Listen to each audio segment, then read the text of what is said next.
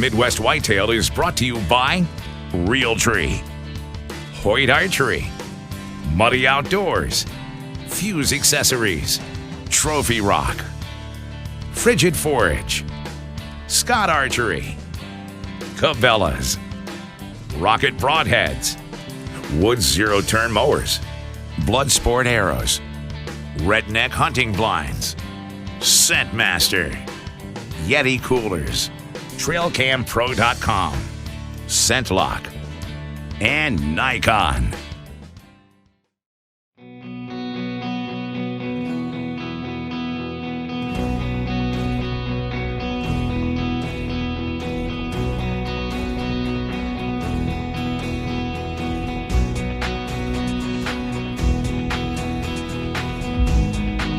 Well, we've got part of our crew from Wisconsin down here to help us today. We're going to do a little shed hunt. It's February 22nd, and finally we've got some conditions where some of the snow has melted off. So we are going to try and start our day here over on Bill's farm. There's a couple rye fields that the deer have been pounding in the last last month or so. Even towards the end of the season, I was seeing deer out there. So we're going to get in there and see what happens. We're going to head out and hopefully find some antlers today.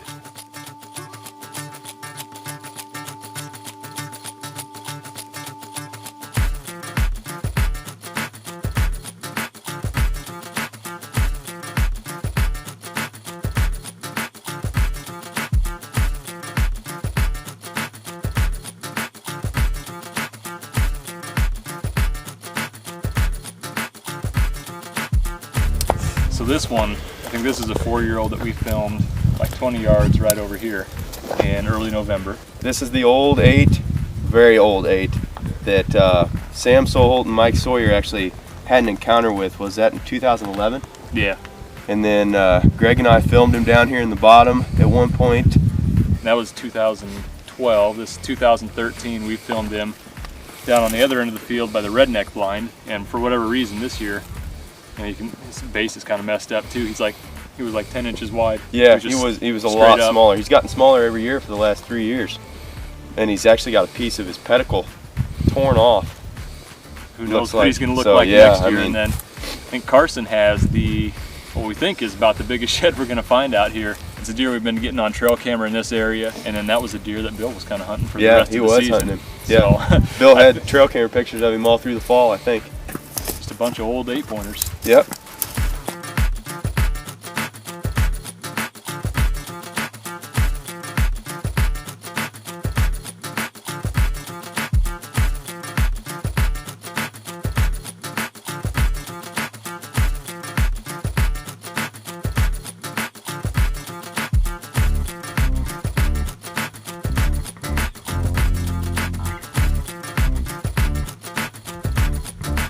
Well, we're wrapping up our first big shed weekend down here in southern Iowa, and minimal results, but we had a great time.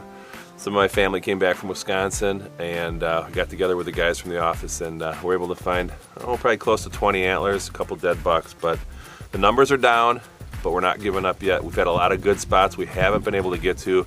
Just a little bit too much snow in the timber on some of these north facing slopes. So we'll be back in a couple weeks once the snow's out of here and conditions are a little better, and hopefully pick up some more. I'm here today with Jeremy Flynn, and Jeremy's a regional wildlife biologist with Cabela's. And we've been producing 4 Cabela's this year, the Wildlife and Land Management Series. You can go to the Deer Nation page on the Cabela's website and you can watch these segments. Second segment that you did for the WLM series, you had done a trail camera survey on my farm and come up with some results, and that's kind of what I wanted to dig into real quick today. We'll talk about some of the numbers that you have and some of the implications on how that's going to affect the hunting here and what we should do from a management standpoint to try to fix some of it. Yeah, I mean, so what we did just a basic winter trail camera survey, and we looked at our main points or our main demographics that we looked at were population estimate, which we got about 90 deer per square mile. We had a buck to doe ratio of about 1 buck to 1.25 does. Saw fawn recruitment above 60% for this point in the year. And then we broke down our individual age classes of the bucks, 43% in the 1s, 30% in the 2s, 19% in the 3s, and then 4 and older we saw about 10%. And then when I look at those numbers as a landowner and a deer manager, you know, I'm seeing maybe something behind the numbers because of the experience I've got on the farm that you wouldn't have seen just on the strict survey side. The number of deer per square mile is probably going to be a little bit skewed because we've got a lot of food here. Right. And you're shooting this survey in January, so we're going to be picking up a lot of deer that maybe weren't living here during the season. A lot of people are seeing lower numbers at this point in the year after the harvest. You know, we're at to where the population's the lowest it's going to be on a piece of ground. But with the amount of food that you have for the late season versus properties around it, you actually increase the population, which, you know, I think you've positioned your property on just that and the native habitat to be able to support the deer at that time. You know, I think we were probably, I mean, if I would have had to guess, just based on my experience with, you know, hunting a lot of different places, I would have thought we were in the 70 to 75 deer per square mile range in the fall. So, I mean, we're not far off from where I thought we were anyway. Right.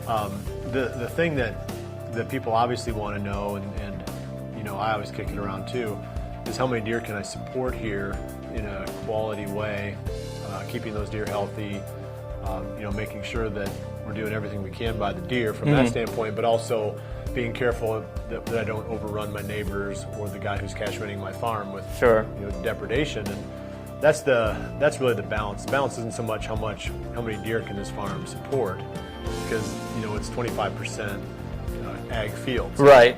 So we can support a lot of deer. Yeah. They're going to find food because I leave, you know, 40 some acres of food plots, you know, through the fall and winter.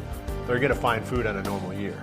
And I think you probably couldn't support those hive numbers if you also didn't do what you're doing with the natural habitat. You know, we just talked about how much TSI work's being done and how much native browse, and especially at this part of the year, even with standing crops and food plots out there, they're really looking for that native habitat, native browse, and the amount of TSI work that's been done to the property creates so much food, and that's a big asset that the property has going into the wintertime. I think, you know, on this farm, the 90 to 100 deer per square mile would be a target for me. You know, we're not there, I don't believe, because, you know, I like I say, I don't think we had to deer that number here. Right. We were pulling some in with the survey. Okay, so most people can't support that many deer because the farmers aren't going to go along with it. Right. The neighbors aren't going to go along with it. You know, there's going to be people on the roads, you know, depending upon if you're on a highway or not. You know, we just have a couple gravel roads through here, and you know, we're not hitting deer. But if it was a freeway, you know, we're not going to be out there running deer in front of cars all the time. So there's a lot of, you know, human carrying capacity type issues to think about too. But so anyway, that's the discussion of this farm with respect to numbers. I would like to see something in the neighborhood of a third of the bucks be 1 and 2s. I'd like to see a third of them be 3s and 4s, because we're not shooting 3s and 4s. You know, occasionally we will, you know, if it's a genetically inferior deer, if the kids want to shoot it or something. Right. But we're not targeting that age class. It would seem realistic that we could come up with maybe 25% there, you know, maybe a little bit more on the 1 and 2, but we're really low on the 4+. Yeah, and that's the big thing that we've seen. And you know, obviously a lot of those 4+ being harvested, you know, you took out 2 bucks that were probably 5 or older, and that in itself, with the number, I think we identified 41 or 42 unique bucks, you know, that's a 5% add-on right there to that class. But you're still seeing the lack of numbers there. Now, next year, as they cycle through, we had 19% of those bucks in the 3, they'll be into the 4, and so really, you know, we talked earlier, it's looking at 2015 to where you fully cycle through till all those classes are filled back out to what we would, I guess, what you would consider more average like. Average person out there that's sitting here watching this is thinking, you know, how does that relate to me? Well, you can do the trail camera survey pretty easily.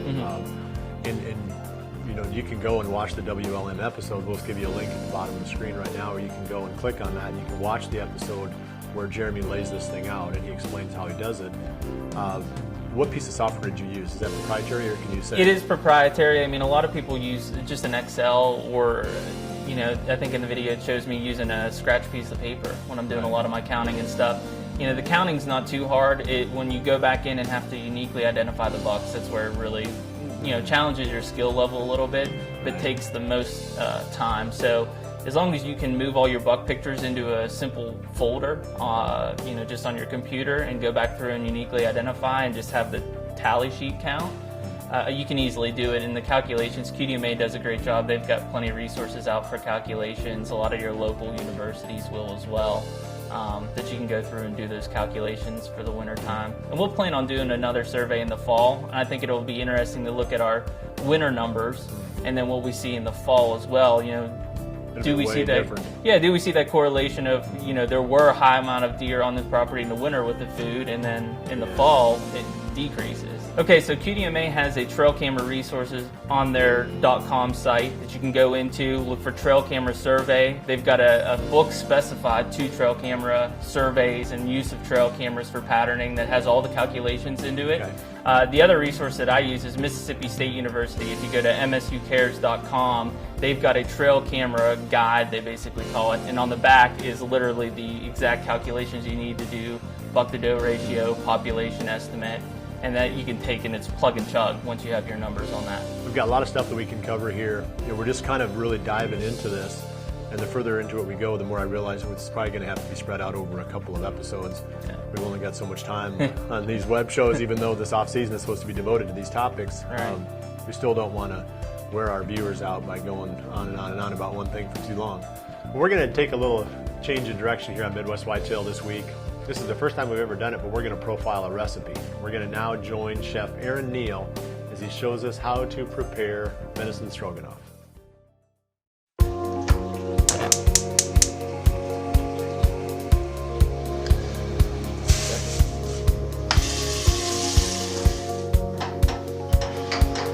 Welcome to Midwest Whitetail. I'm Chef Aaron Neale, and like most of you viewers, growing up, one of my biggest passions was hunting and fishing. If you're like me and you don't like that gamey taste in venison, I'm going to give you a recipe that'll cut back or almost totally eliminate it all. Venison stroganoff. This is going to be real good.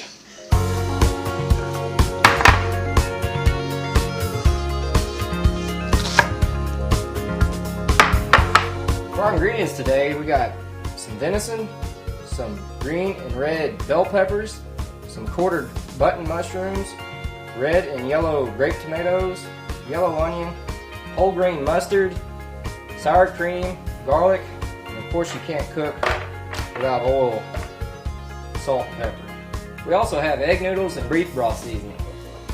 We'll start off with our beef broth. Boiling water.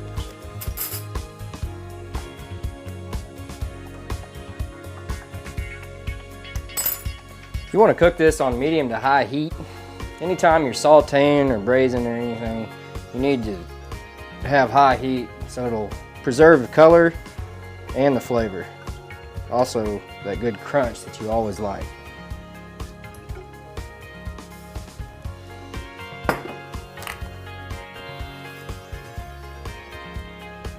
Good indication if it's hot enough.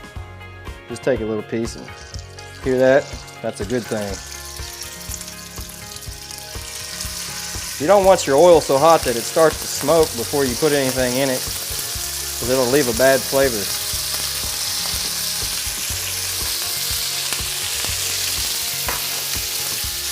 Start over here in this pan with some onions. The good thing about cooking is you don't really have to follow any certain recipes, really. It's not rocket science. If you like onions, put more onions in it. See, stroganoff traditionally doesn't even have peppers in it. But I like peppers, so I'm putting peppers in it. And a lot of them.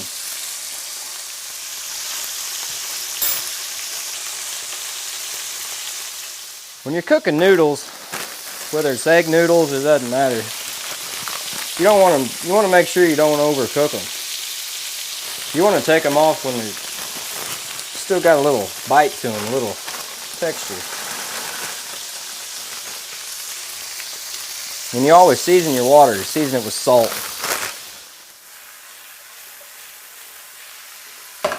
See that good color you got on there? All this stuff stuck to the pan is called sook. And that's where the flavor is. You want to keep that. You want to sweat your veg till they're translucent or clear. we got our deer. We're going to add the garlic next, right into with our venison. You want to cook your garlic. You don't want to have raw garlic, but you don't want to burn it either. Burning your garlic will leave a bitter taste in your dish. Let's try our noodles.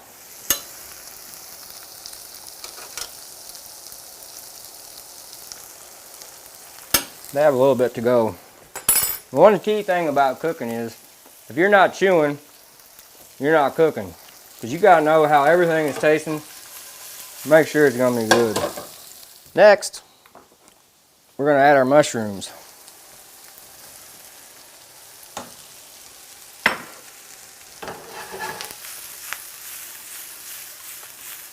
I'm gonna saute these mushrooms until they're fully cooked. When your garlic starts to brown, it's got good color on it. That's what you want to. That's what you're looking for. When it gets to that point, you want to go ahead and add some of your beef broth. You obviously don't want to fill your pan because then there won't be any room for all these good vegetables. You bring this to a simmer, and these are looking really good here. See how your onions are getting translucent or clear? When you bring your venison and your beef broth to a boil, you want to go ahead and grab your grain mustard. And this stuff is good, folks. You're going to want to go ahead and put a good glob of that in there. And the key ingredient is sour cream.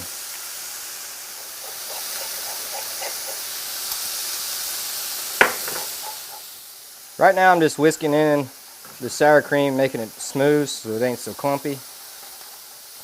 This cooking technique here is called braising. It's a combination of dry and wet cooking. First off, we sauteed it, and then we put moisture in it. That's going to break down the fibers in the venison.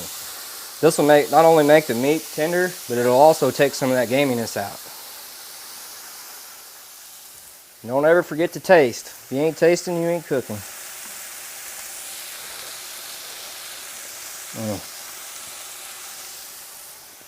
That's delicious.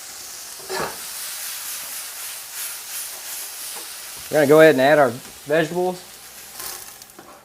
Now that it's all mixed together, we're going to go ahead and let it reduce and make sure that that sauce is not runny. It's going to be good and thick.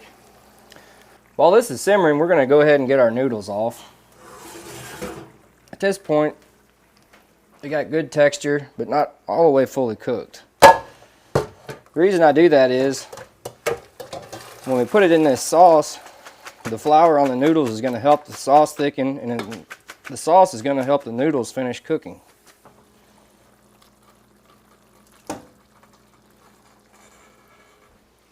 Once you've let this simmer for a while and let your sauce reduce, you want to go ahead and grab your tomatoes. The reason I put the tomatoes in last is because these are so good when you're still got a lot of texture and crunch to them. You don't want to overcook them because then they just come mush, and nobody wants to eat something mushy. You throw them in there, and I guarantee you they're already hot. And what you do, take it, and you go right onto your plate. Look at all them good colors. Venison Stroganoff, folks. I'm going to have these boys put down their cameras and fill up a plate. But until next time, I'm Chef Aaron Neale, and this is Midwest Whitetail. Good luck and good hunting. Well, that's it for today. We've covered a lot of ground. Shed hunting, deer density, cooking some venison stroganoff. I got to go down to the house and eat some crackers or something. I'm starving now. But I appreciate you joining us. We'll see you right back here again next week for the next episode of Midwest Whitetail. And remember to always dream big.